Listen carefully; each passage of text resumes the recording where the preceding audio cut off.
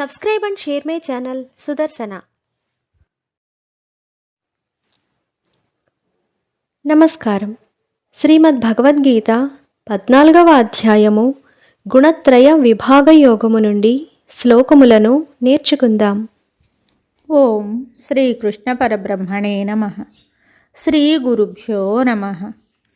శ్రీమద్ భగవద్గీత 14వ అధ్యాయము గుణత్రయ విభాగ యోగము 11వ శ్లోకము.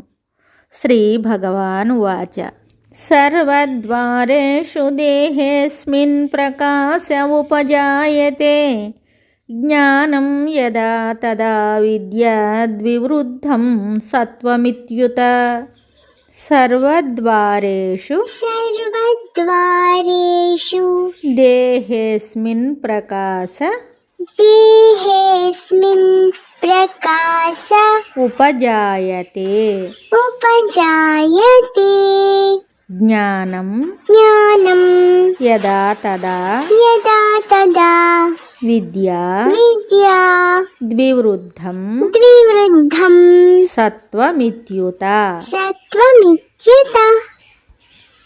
సర్వద్వారేషు దేహేస్మిన్ ప్రకాశ ఉపజాయతే జ్ఞానం యదా తదా విద్యా ద్వివృద్ధం సత్వమిచ్యుత.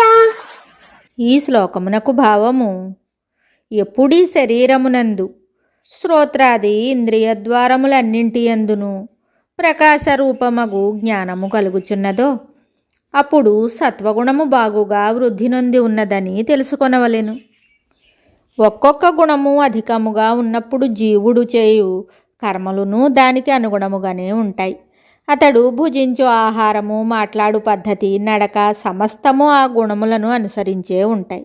అనగా సత్వగుణము అభివృద్ధి నొందినప్పుడు జీవుని యొక్క సమస్త చర్యలు సాత్వికముగా, ప్రకాశయుతముగా, జ్ఞానవంతముగా ఉంటాయి. ఒక ఫలము బాగుగా పండినప్పుడు దానిని ఎక్కడ కొరికి చూసినను తీపిగానే ఉండును కదా. సత్వగుణయుతుడు మాట్లాడునప్పుడు ప్రశాంతముగా మాట్లాడును, భుజించినప్పుడు సాత్వికాహారమునే భుజించును, చదువునప్పుడు ఉత్తమ గ్రంథములనే చదువును, ఆలోచించునప్పుడు చక్కని భావములనే ఆలోచించును. ఈ సత్యమే ఈ శ్లోకమునందు వెల్లడి చేయబడినది.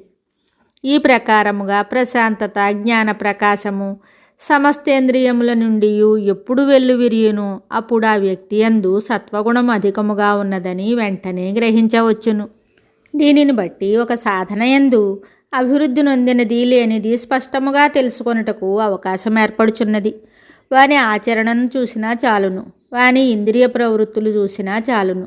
భగవానుడు ఈ శ్లోకమునందు రాబో 2 శ్లోకములందు జీవుని చరిత్ర శుద్ధి అంతస్తు కనిపెట్టుటకు చక్కని కొలత వస్తువును ప్రసాదించారు.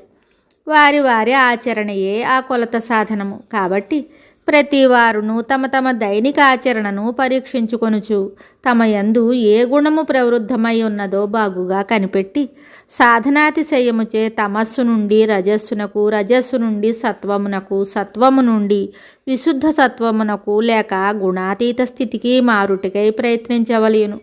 సత్వగుణమునకు విభీషణుని దృష్టాంతముగా చెప్పవచ్చును. శుభం. శ్రీమద్ భగవద్గీత తరువాతి శ్లోకంతో మళ్ళీ కలుద్దాం. నమస్కారం. Subscribe and share my channel Sudarsana.